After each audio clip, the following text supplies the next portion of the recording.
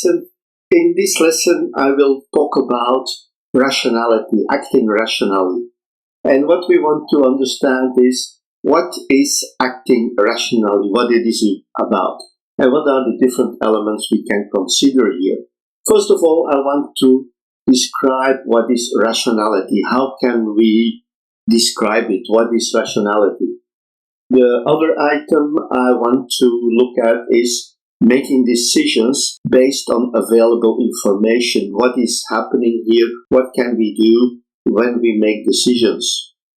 We also can have a look at what I call a posteriori thinking after we've made a decision and new things appear. We know more about certain elements than we had at the moment when we made the decision. We can also look at acting rationally. What is acting rationally? And we finally will be defining the difference between weak and a strong artificial intelligence hypothesis. What is weak AI and what is strong AI? And the last element of this lesson is the Chinese room argument. It's a very well-known argument about intelligence, and it's about translating English into Chinese or Chinese into English or whatever language into another language.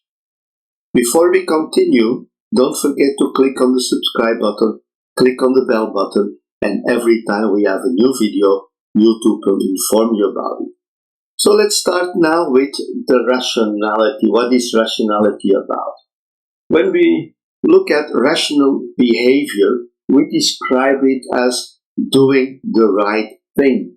Rationality is about doing the right things based on certain parameters.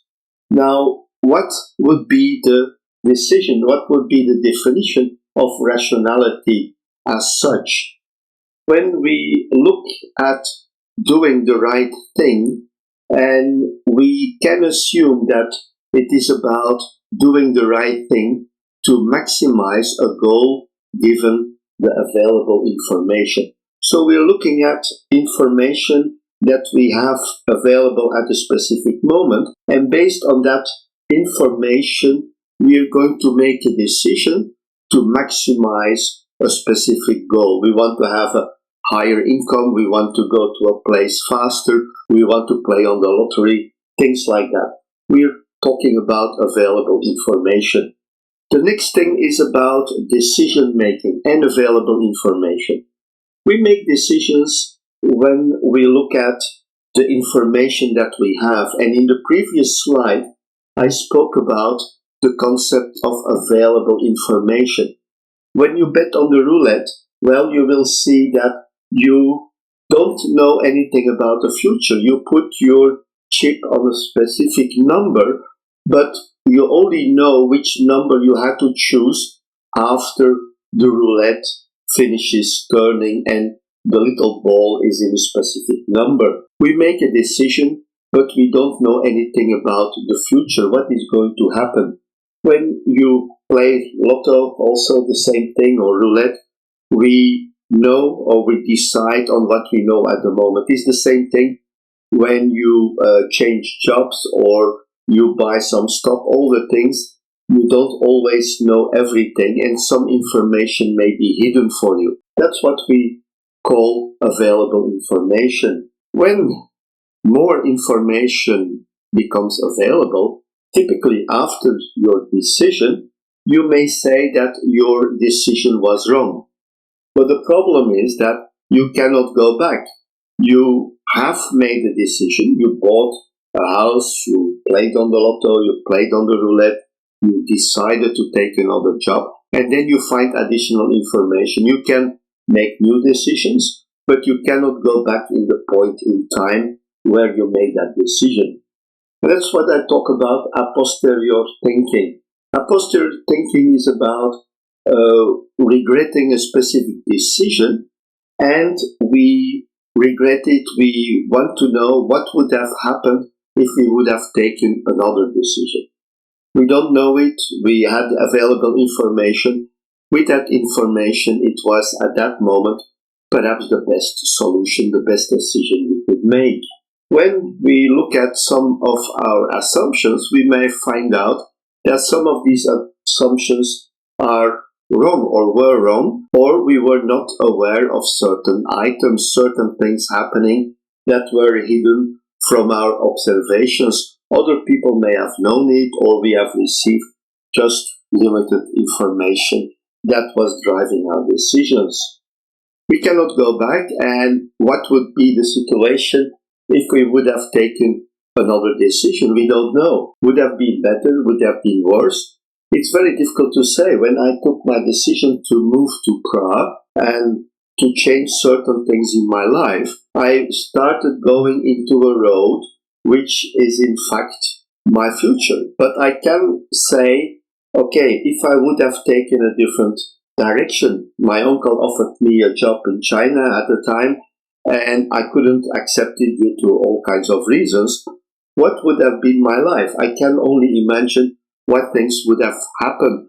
But once you start there, you may find out the same thing, that the available information led you into a certain direction, which is not the optimal way you thought it would be. You can identify decision points in the past, points where you made decisions where your path clearly changed because of your decision or because of decisions from outside. People also may push you into certain directions even when you don't make a specific decision to go there. Now let's have a look what is acting rationally about. Acting rationally, well, we can look back at my dear old friend Aristotle and the Nicodemean ethics, where they say that every art and every inquiry, and similarly every action and pursuit, is taught to aim at some good. So we are doing things, we want to have a kind of a good, to realize that good, which may be good for us, it may not be good for somebody else. Anyway, the actions that we are doing, their goal is to get something good. When we look at acting rationally, can we consider acting as thinking? Is it an intelligent way of doing things? We spoke about reflexes. Reflexes help us in many cases, but these are not the same things like thinking. So we have to consider that also as a way to deal with some event, the hot plate or some obstacle that we see, that we have to react very quickly. We have to use those reflexes. Another element, what is very important in this part, is what I call the weak and the strong AI hypothesis. We can distinguish between weak and strong AI, and in strong AI, the machine can act as if it is intelligent. In the weak AI, the machine does not have a mind of its own. Basically saying that we have strong AI, or when we consider the strong AI hypothesis, we assume that the system can be programmed to be a human mind, to be intelligent in every sense of the word, to have perception, beliefs, and other cognitive states. In the strong AI hypothesis, this AI would pass a Turing test. The weak AI obviously would not. Now there is another argument which we call the Chinese room argument, which is quite famous when people talk about AI. Just imagine that we have a person in a room, is completely isolated from the environment, and people can only pass messages through a small port without having contact with the person inside. That person receives, for example, English texts to translate into Chinese. And to do that, this person uses a set of instructions to translate the sentences. For the people outside of this box, they can consider this as being some kind of intelligence.